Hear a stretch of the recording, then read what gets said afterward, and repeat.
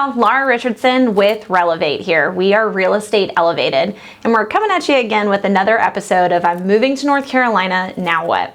Today we're going to be talking about showings. So what to look at when you're in a home. These are the top 6 most common things that people often forget to think about when they're in the home. So the first thing is natural light, which is a little tricky if you come to a late in the evening showing. So be cognizant of when you're scheduling these with your agent. But one thing I highly recommend doing is opening windows. So a lot of times sellers will have blinds closed or potentially even window shades or coverings over the windows. It's really important that you go ahead and open those up and determine whether or not that natural light is going to be enough for you in your natural environment. The second thing, and this is a big one, is cell service. Make sure that you pull out your phone and you verify. Can you send text messages? Can you receive emails? Can you actually get onto any apps that require a little bit higher data service? A lot of folks don't realize that they're going to eventually need a booster until, unfortunately, they've either gone under contract and now can't access anything or moved into the home. The third thing is the driveway. We often see people park at the street when they show up for showings. It's really important that you advise your agent that you would like to park in the driveway. So if they're taking that spot, make sure that you tell them that you need to verify if your car is going to hit on the undercarriage as you pull into the driveway, especially if it's not a flat driveway. You want to make sure that you're not going to be bumping your vehicle every single time that you go in or out of the driveway. Something else to take a look at is whether or not that garage lip is flat with the driveway. Minor, but it could make a difference, especially if you have a low-lying vehicle.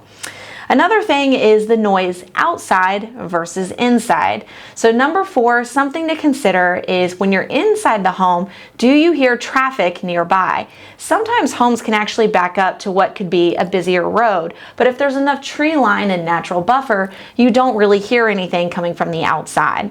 Or if you're sitting on your front or back porch, is there something that is kind of an odd noise that you're going to continuously hear? Some people are more sensitive than others, so it's definitely something to kind of think about before you go under contract.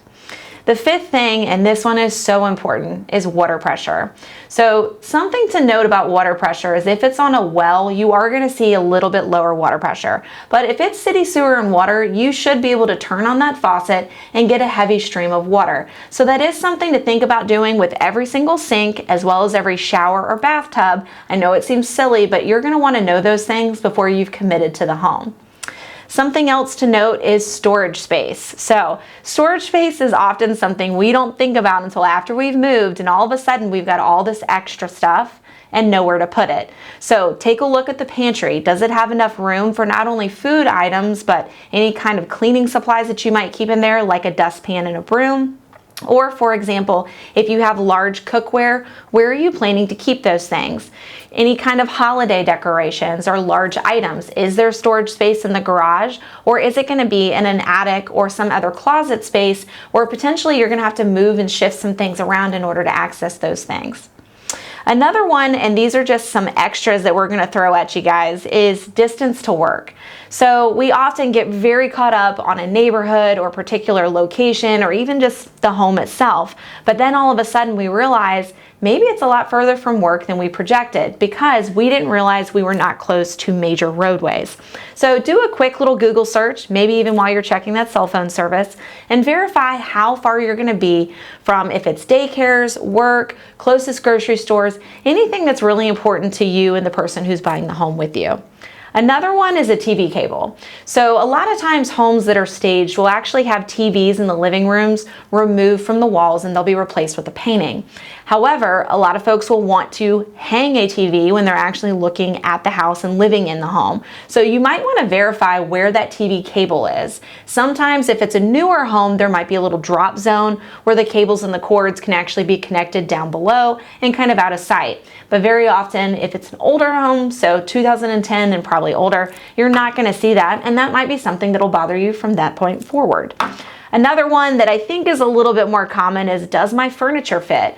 And while yes, you can buy new furniture, buying a home is pretty cost expensive. So we want to make sure that we're trying to save as much money as possible by thinking about those things. Because if buying a whole new set of furniture is not in the cards, that's something that we want to be taking note of while we're looking at our future home.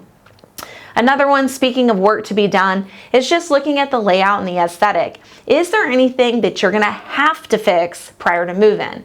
Or are there things you want to fix prior to move-in, as well as coming down the pike, things that you're thinking about doing once you own the home? Do the math on those projects and make sure that it's gonna be worth it in the end. Another thing is looking at new construction nearby. So very often accessing that GIS map or even future development plan maps, you want to make sure there's not a development that maybe it doesn't even have, it's not broken ground yet, you can't really see it from the visual out front, but it does have a plan coming down the pike. You might want to just verify that that is or isn't going to happen anytime soon, because while you're living in the home, next thing you know, all those trees in the backyard are cleared and you have a project going on that you're going to have to put up with for the next few years. And then also, and this is a big one that a lot of people do think about, but we're mentioning it anyways, is the age of the home.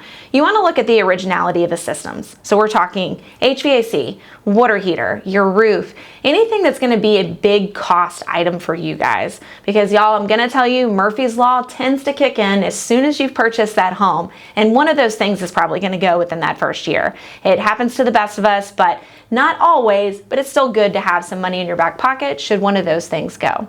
So these have been the top 6 things to think about that most people forget when they show a home. And we've given you a couple extra little bonus tips here, so hopefully you can have that running checklist with you when you view your next property. I'm Laura Richardson with Relevate. Please follow, like, and share, and we'll see you next time.